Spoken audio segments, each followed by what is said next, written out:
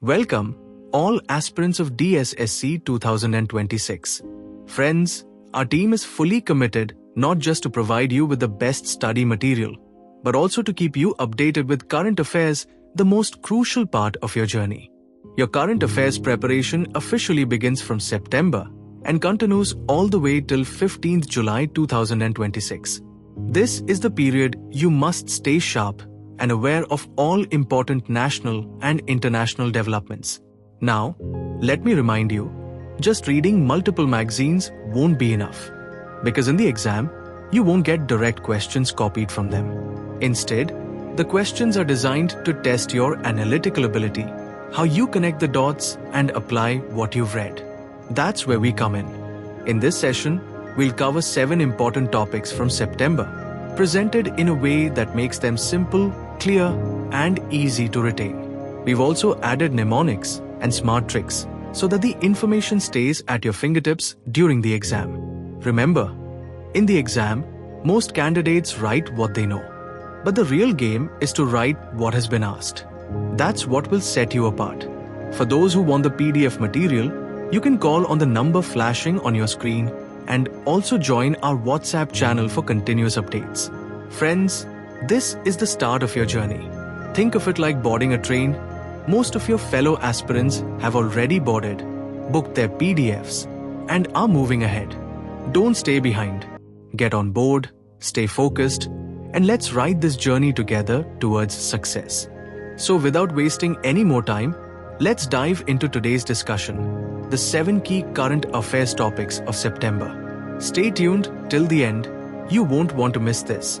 Friends, let's look at the 7 important topics of September 2025 that you simply cannot afford to miss. These topics are not just news headlines, they're potential exam questions.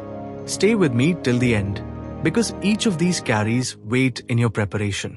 Here they are. 1. GST 2.0, the big tax overhaul. 2. India-Israel Bilateral Investment Pact. 3. Exercise ZAPAD, multinational military drill. 4. Iran IAEA agreement, nuclear diplomacy reset. 5. India Mauritius Special Economic Package. 6. Border Wing Home Guard, India's silent force. 7. Nepal political turmoil, crisis in the neighborhood. Now friends, just have a look at the type of questions that can be asked from these topics. Remember, the exam will never ask you what you already know. Instead, it will test how you think and how well you can analyze. So let's see the kind of questions that may come your way. Question 1 states, India's GST regime, launched in 2017, unified multiple indirect taxes, but continues to face structural challenges such as inverted duty structures, complex slab rates, and compliance burdens. In this context, critically analyze why GST 2.0 has become necessary. How will simplification of slabs, compliance easing, and equity-oriented taxation address the shortcomings of the current system? Friends, before we jump into the answer, let's pause and look carefully at the question itself. Now ask yourself, what is the examiner really testing here? Not whether you know the GST history, but whether you can explain why reforms are needed, how proposed changes will solve existing problems, what will be the larger impact. Once you understand the demand of the question, the answer becomes simple. Step 2. Break the answer into parts with smooth flow. 1. Why GST 2.0 is necessary. Mnemonic, fail. Let's start with why GST 2.0 is needed. The first GST was a big achievement, but still had failures. F. Fragmentation persists, too many slabs. 4 plus S, still confusing. A. Adverse duty structures. Inverted duties hurt MSMEs and exporters. I. Inefficient compliance. Businesses drown in paperwork and return filing. L. Low tax to GDP ratio. India collects less revenue than global peers. So, GST 1.0 gave us unification, but not simplicity. That's why GST 2.0 becomes a must. 2. Simplification of slabs. Mnemonic, cut. Once we know the problem, The solution begins with simplifying slabs. C. Clarity. Fewer slabs reduce disputes in courts and tribunals. U. Uniformity. Taxation becomes predictable for businesses. T. Trust. Simple, transparent rates improve taxpayer confidence. In short, GST 2.0 wants to cut the complexity and make the system crystal clear. 3. Compliance easing. Mnemonic. Fast. But simplification alone is not enough. Even with clear slabs, compliance must be easier. F.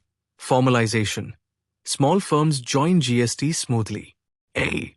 Accessibility. Fewer barriers is equal to more voluntary registration. S. Speed. Quick refunds give businesses cash in hand. T. Trade boost. MSMEs export more competitively. That's why GST 2.0 is about making compliance as fast as possible. 4. Equity-oriented taxation. Mnemonic. Fair. Now let's move from efficiency to fairness. A good tax system must protect the poor and ask more from the rich. F. Fair burden. Essentials taxed low, luxury sin goods taxed high. A. Accountability. The rich contribute more to the system. I. Inclusive growth. More participants share the tax load. R. Redistribution. Higher revenue support welfare schemes. This way, GST 2.0 becomes fair, not just efficient. 5. Expected outcomes. Mnemonic. Grow. Finally, what happens if GST 2.0 works well? India will grow. G. Growth. Stronger demand, better revenues. R. Resilience. Wider base protects the economy in downturns. O. Opportunities. MSMEs thrive in global trade. W. Welfare. Extra funds flow into development. So GST 2.0 doesn't just fix a tax system. It fuels economic growth plus social justice. Friends, look at the flow. First, we saw why GST 1.0 failed in some areas. Then, we saw how GST 2.0 will fix those gaps. Finally, we saw the big picture outcome. That's the art of answering. Understand the demand of the question, structure the answer with clarity, and explain it in simple language. This way, even the toughest economic reforms can be written beautifully in the exam. Now let's move to question number 2, which states, the signing of the Bilateral Investment Agreement BIA between India and Israel is described as a landmark step in strengthening investor protection and economic cooperation. Analyze the strategic significance of this agreement for India-Israel relations. How does it fit within India's broader economic diplomacy and pursuit of resilient capital flows? Friends, before we attempt the answer, let's understand the demand of the question. Part 1. What is the strategic significance of the BIA for India-Israel relations? Part 2. How does it fit into India's wider economic diplomacy? Part 3. How does it contribute to resilient capital flows? So, the examiner doesn't just want you to narrate facts about the agreement. Instead, they want an analytical answer, linking BIA to diplomacy, capital flows, and investor protection. Let's now structure the answer into 3 parts with mnemonics. 1. Strategic significance for India-Israel relations. Mnemonic. Safe. This agreement makes India-Israel ties safe in terms of investment. S. Secure investments. Protects investors from expropriation, sudden restrictions, or economic shocks. A. Arbitration. Neutral dispute resolution strengthens trust between the two countries. F. Future sectors. Opens doors for joint work in defense, fintech, cybersecurity, AI, and digital payments. E. Economic trust. Certainty and transparency deepen long-term partnership. In short, BIA is not just about money, but about building strategic trust and new-age cooperation. 2. Fit within India's economic diplomacy. Mnemonic. Flow. Next, how does this agreement fit into India's broader diplomacy? It helps capital to flow smoothly. F. Foreign capital magnet. By assuring protection, India attracts more FDI. L. Legal clarity. Transparent rules reduce disputes, making India investor-friendly. O. Open economy image. Signals India's commitment to global best practices. W. Wider partnerships. Aligns with India's new model bilateral investment treaties, BITs, with other countries. So, BIA is part of India's larger strategy to brand itself as a safe and open investment hub. 3. Contribution to resilient capital flows. Mnemonic, RISE. Finally, what does this mean for India's financial resilience? It helps capital rise. R. Risk reduction. Protects investors from policy swings and political risks. I. Investor confidence. Assures free transfer of capital and profits, encouraging long-term inflows. S. Stability. Provides consistent protection standards across time. E. Economic balance. Balances investor rights with India's sovereign right to regulate. Thus, BIA ensures that even during crisis, India can maintain steady, resilient capital flows. To conclude, we can say that the India-Israel BIA is a landmark in economic diplomacy. It strengthens bilateral ties, SAFE. It aligns with India's global investment strategy, FLOW, and it secures resilient, long-term capital inflows, RISE. This agreement is not just about economics, it reflects India's shift towards being a trustworthy, globally integrated economy. Now let's move to question number 3 and understand it in a simple way. Friends, if you are understanding the topic, please do like, share, and subscribe the video. Moving next, question number 3 states, Exercise ZAPAD 2025 brings together Indian and Russian armed forces alongside other partners to simulate conventional and counter-terror operations. Analyze the significance of India's participation in this multilateral drill. How does it contribute to defense diplomacy and strategic trust with Russia amid changing global alignments? How do such engagements influence India's positioning in Eurasian security frameworks such as the SCO, while also shaping its military doctrines on high-intensity warfare and counterterrorism? Friends, in this question also, Step 1. Understanding the question. Friends, before writing, pause and break the question. Significance of participation. What does India gain militarily from ZAPAD? Defense diplomacy with Russia. How does it build trust in a shifting global order? Eurasian and SCO frameworks. How does it shape India's role in that region? Military doctrine. What lessons for high-intensity warfare and counterterrorism? Now that we know the demand, let's structure the answer part by part. 1. Significance of India's participation. Mnemonic, core. ZAPAD is core to India's readiness. C. Conventional and counter-terror readiness enhances skills for both large-scale wars and asymmetric threats. O. Operational synergy builds interoperability with Russian and other partner forces. R. Regional role signals India's commitment to Eurasian peace and stability. E. Experience gives exposure to multinational combat scenarios and new technologies. Participation shows India is both a regional stabilizer and a learning military power. 2. Defense diplomacy and strategic trust with Russia. Mnemonic, bond. ZAPAD strengthens the bond with Russia.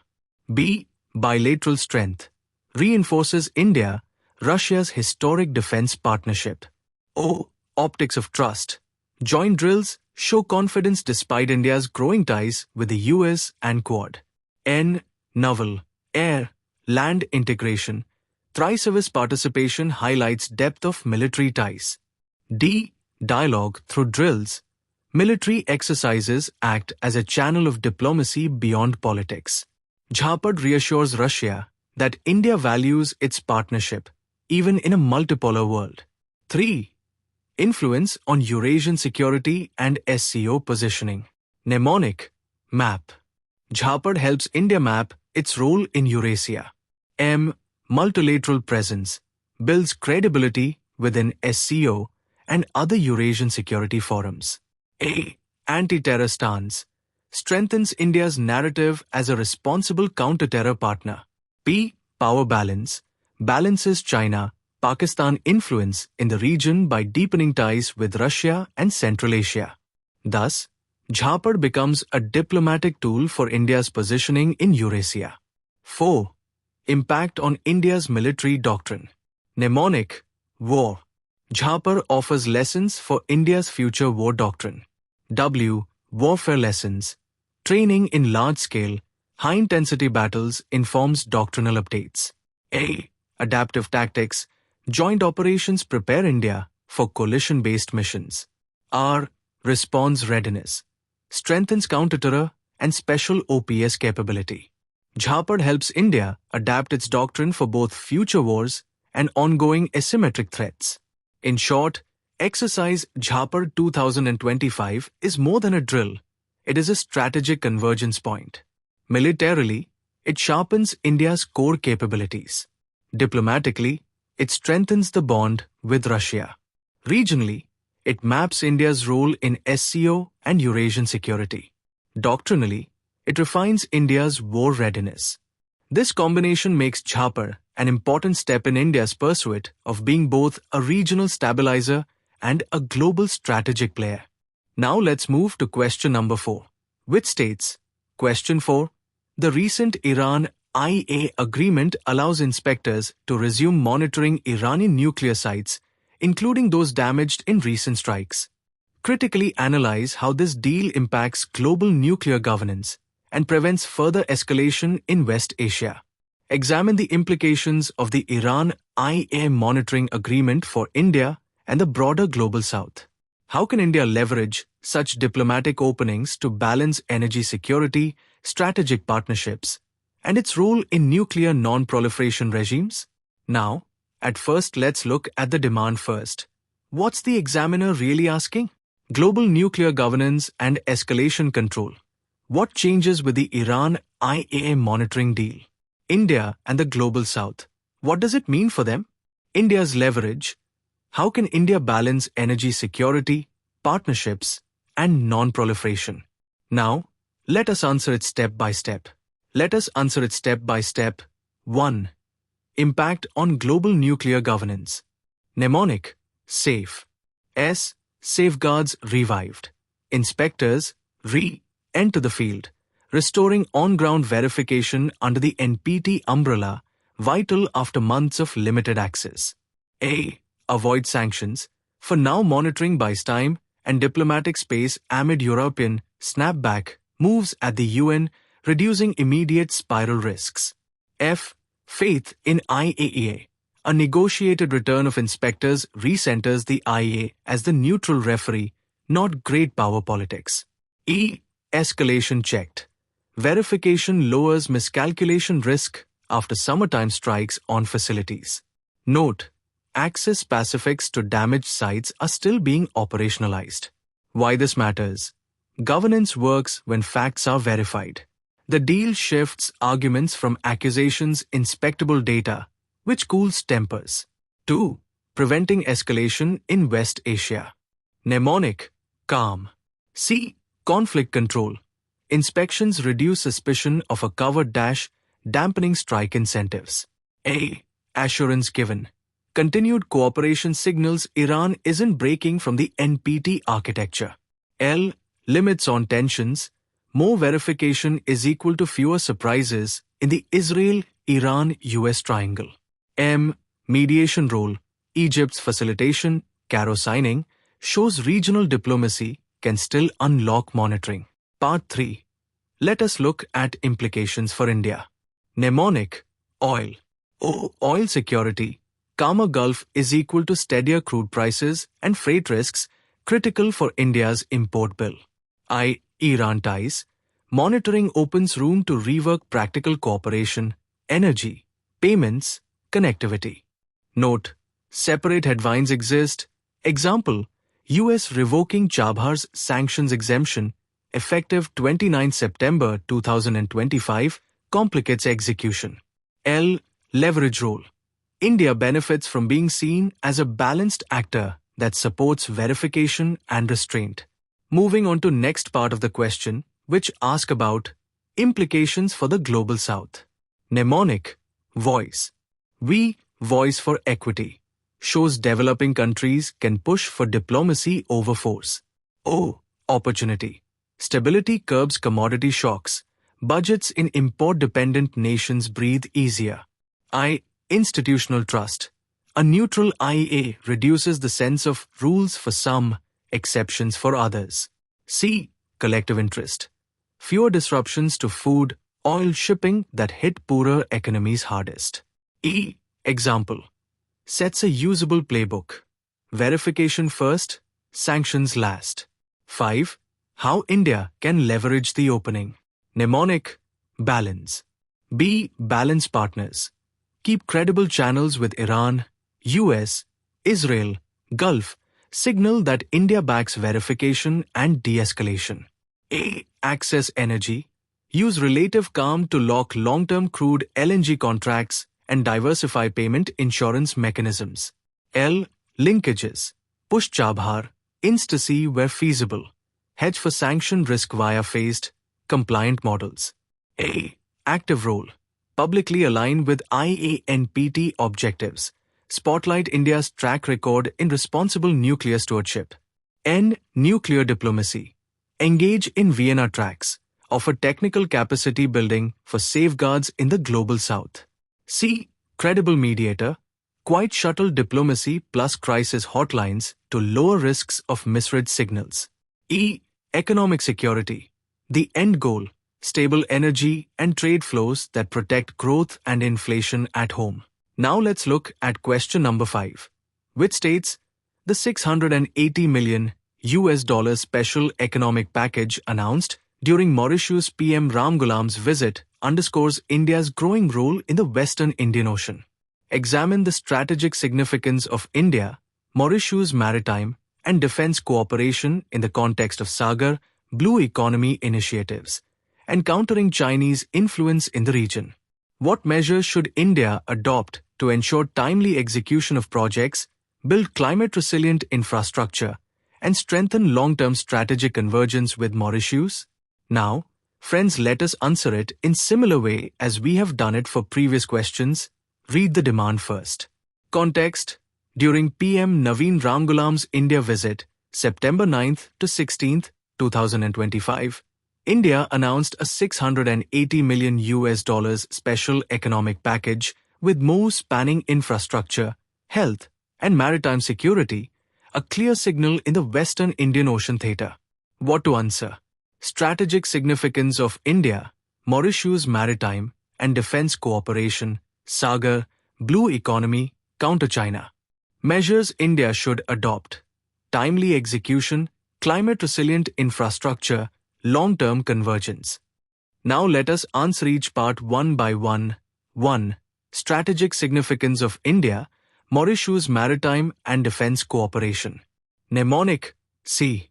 S. Strategic location. Mauritius straddles vital SLSEs. Partnering boosts India's maritime domain awareness across the Western Indian Ocean, complementing IFC-IOR linkages. E. Economic and Blue Economy link. The packages port airport health projects, plus ongoing Aglega airstrip and jetty strengthen logistics, fisheries surveillance, and ocean economy value chains. A. Alliance building, training, platforms, due to 20th Dhruv lineage, and coastal surveillance depend trust and capacity, an Indian alternative to debt-heavy models. Why it matters? C is equal to security plus economy plus alliance in a single vector. 2. Role within SAGAR and the Blue Economy. Mnemonic. Wave. W. Western Indian Ocean focus. Mauritius is India's natural gateway to Africa IOR networks, fitting the SAGAR vision first articulated by PM in Port Louis. A. Atmanirbhar SAGAR. Capacity building hydrography, Coast Guard training, MDA sharing via IFC IOR Titan day-to-day cooperation. V. Value creation. Joint work in port modernization, green shipping, fisheries and marine services scales the blue economy. E. Environment-friendly. Projects can bake in resilience and monitoring, critical for small island states. Bridge. Wave shows how the package isn't just aid, it operationalizes SAGAR. 3. Countering Chinese influence. Mnemonic. Shield.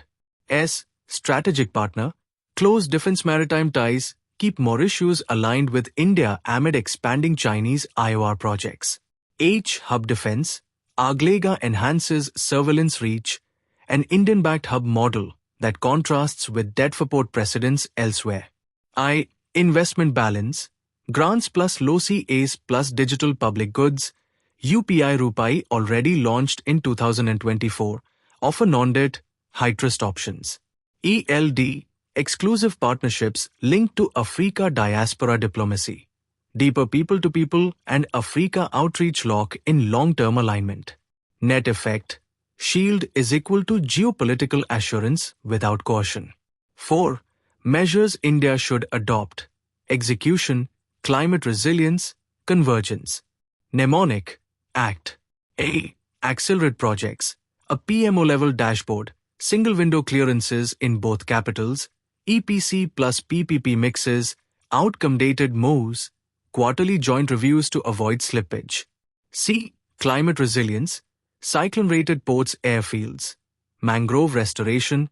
Nature-based breakwaters. Solar roof terminals. Resilient cold chains. Climate risk audits upfront. T. Trust and tech integration. Expand training scholarships. Integrate UPI Rupai and local currency trade for faster disbursements and SME access.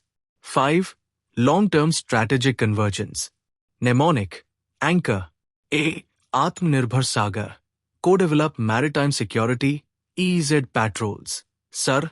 Hadra playbooks. N. Neighbourhood First. Keep Mauritius central in India's Western IOR calculus.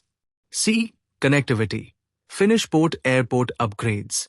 Stitch into Chabhar, Instasea, and Africa-bound sea lanes. H. Human capital. Health, edu, skilling tie-ups, durable goodwill. O. Ocean economy hub. Position Port Louis Aglega as service hubs for fisheries, MRO, and green shipping. R. Regional role. Coordinate in IORA-IOC Commonwealth. Sync with the new Chago settlement context for stable MDA and lawful seas. So, friends, to sum up, we can say that the $680 million package is a strategic instrument, not just assistance. It advances SAGAR, scales the blue economy, and offers a rules-based counter to China. To make it count, India must act, accelerate, climate-proof, tech-integrate, and anchor long-term convergence. So Mauritius remains India's most trusted partner in the Western Indian Ocean. Now let's move to question number 6, which states, the Ministry of Home Affairs is considering raising border wing home guards, BWHGs, along the China border, building on their effectiveness during Operation Sindoor. Discuss the strategic role of BWHGs as a force multiplier in augmenting Army and ITBP presence across the LAC. How do they contribute to intelligence, local mobilization, and community vigilance? What limitations must be addressed to maximize their operational contribution? Friends, we will tackle this question also in the same way. Read the demand first. What is the question asking? How BWHGs can act as a force multiplier for the Army ITBP along the LAC. Their role in intelligence, local mobilization, and vigilance. The limitations that must be fixed to maximize their contribution. Keep this map in your head. Role contributions, advantages, limitations, and how to fix them. Let's us answer it step by step. 1. Strategic role of BWHGs as force multipliers. Mnemonic. Arm. A. Augmentation. BWHGs add boots on ground, extending Army ITBP presence across long stretches of the LAC. They handle routine tasks so regular forces can focus on high-threat sectors. R. Rapid support. In crisis, snow, landslides, local unrest, they help with patrolling support, messaging relay, cordons, basic law and order, and first response, speeding up the overall system. M. Manpower at scale. Drawing from local civilian volunteers, they provide depth without the full cost lead time of raising regular battalions. Once they're in place, what do they actually do day to day? That's where intelligence and mobilization come in. 2. Intelligence, local mobilization and vigilance. Mnemonic, I. E. Early warning. Living the border belt, they notice unusual movement, tracks, or supply dumps.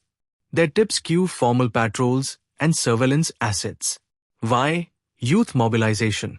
They channel local youth into disciplined roles, road clearance, watch and ward, convoy support, turning community energy into organized security. E. Engagement bridge. As familiar faces, they link villagers with security forces, improve trust, reduce rumors, and help in information flow during tense periods. Beyond these roles, what makes BWHGs especially suitable for the border zone? Moving next, let's talk about advantages of BWHGs. Mnemonic, LO, L, local knowledge. They know terrain, tracks, dialects, weather windows, vital for movement and reading the ground. O, Operation Sindoor success. Their effectiveness in intelligence and communication there shows the model works under pressure. W, wallet-friendly. Stipend-based service and minimal infrastructure make them a cost-effective layer of security. To truly unlock this potential, we must fix the weaknesses that limit impact today. Moving next, let's talk about the last part in which we will discuss about limitations to address with fixes. Mnemonic, gap. G, geographic spread, currently concentrated elsewhere, not yet raised for the China front.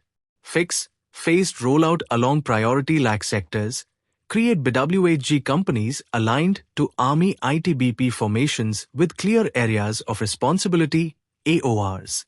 A, administrative gaps. Recruitment standards, training cycles, equipping, and tasking differ by state. Fix, issue a national BWHG standard operating procedure, SOP uniform selection, mountain warfare acclimatization, comms discipline, first aid, Hadra, and winter survival modules. Appoint nodal HQ for joint planning with ITBP Army. P, pay and tenure issues. Delivery model 800-900 and short tenures weaken retention and professionalism. Fix, introduce graded allowances for altitude cold, multi-year contracts, 5 to 7 years, insurance, and skill badges, radio, UAV spotter, search and rescue, linked to higher stipends.